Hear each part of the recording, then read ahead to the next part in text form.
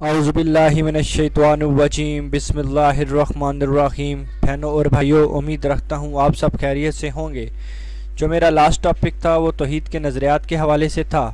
آج کا جو ٹاپک ہے وہ توحید، قرآن اور جہاد کے حوالے سے ہے۔ انشاءاللہ امید کرتا ہوں آپ سب کو کافی پسند آئے گا۔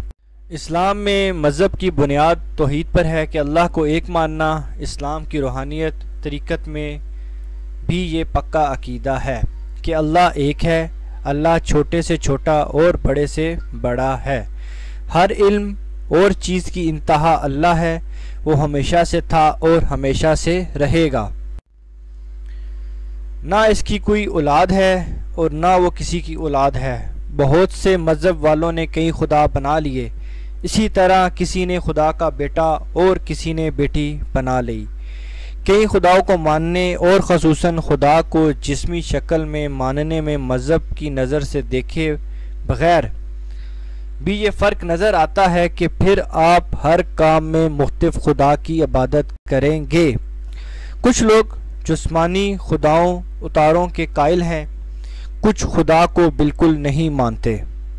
اس کے علاوہ خدا کو جسمی شکل میں ماننے والا انسان ہر چیز میں کسی مادی خدا کی مدد پر توکل کرے گا، اور جب تک اس کی یہ مادی خدا نظر نہیں آتا، اس کا یقین مضبوط نہیں ہوگا، وہ شک میں ہی رہے گا۔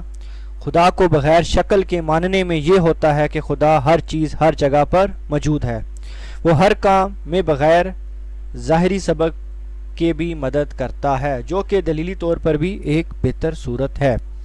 شرک کو اسی لیے بھی کفر کہا گیا ہے، اس کی سخت ممانعت ہے۔ توحید یعنی خدا کو ایک ماننا ہی دینی ابراہیمی اور اسلام کی سب سے لازمی شرط ہے۔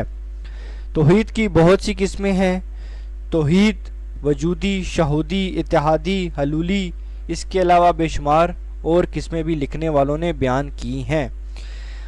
آگے میں ان کا مختصر ذکر کروں گا، زیادہ تفصیل آپ کو تذکرہ غوثیہ میں بھی مل سکتی ہے۔ سورۃ النساء میں شرک کے بارے میں لکھا ہے، بے شک اللہ نہیں بخشتا اس بات کو کہ شرک کیا جائے اس کے ساتھ، اور بخش دیتا ہے جو اس کے علاوہ ہے جس کو چاہتا ہے، اور جو شریک ٹھہراتا ہے اللہ کے ساتھ وہ ارتکاب کرتا ہے گناہ عظیم کا۔ قرآن میں صرف اللہ سے ڈرنے کو کہا گیا ہے، جو کہ دوسرے سب ڈروں سے آپ کو بچائے گا، اور ان سے بچنا ہی زندگی میں عقل و کامیابی کی کنجی ہے۔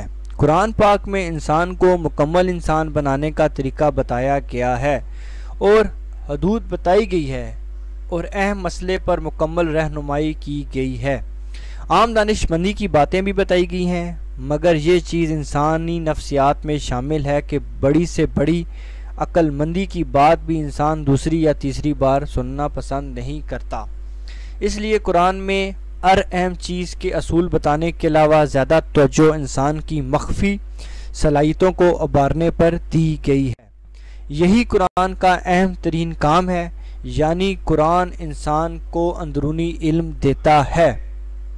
قرآن میں جہاد کی تیاری کا بھی حکم ہے۔ جہاد کی بھی دراصل 5 قسمیں ہیں۔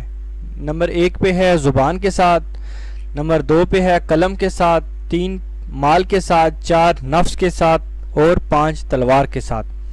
ہمارے کچھ بے وقوف دوستوں کی غلطیوں کو سامنے رکھ کر اور کچھ اپنے مقاصد کو حاصل کرنے کے لیے سامراجی طاقتیں وحشانہ ظلمانہ جہاد بنا کر پیش کرتی ہیں۔ انشاءاللہ امید کرتا ہوں آپ سب کو جو میرا ٹاپک ہے وہ پسند آئے گا۔ میرا جو نیکسٹ ٹاپک ہے وہ بہت ہی امپورٹنٹ ہے، توکل اللہ کے حوالے سے ہوگا۔ انشاءاللہ اس میں کافی چیزیں بیان کروں گا۔ اسی کے ساتھ اجازت چاہوں گا۔ السلام علیکم، اللہ حافظ۔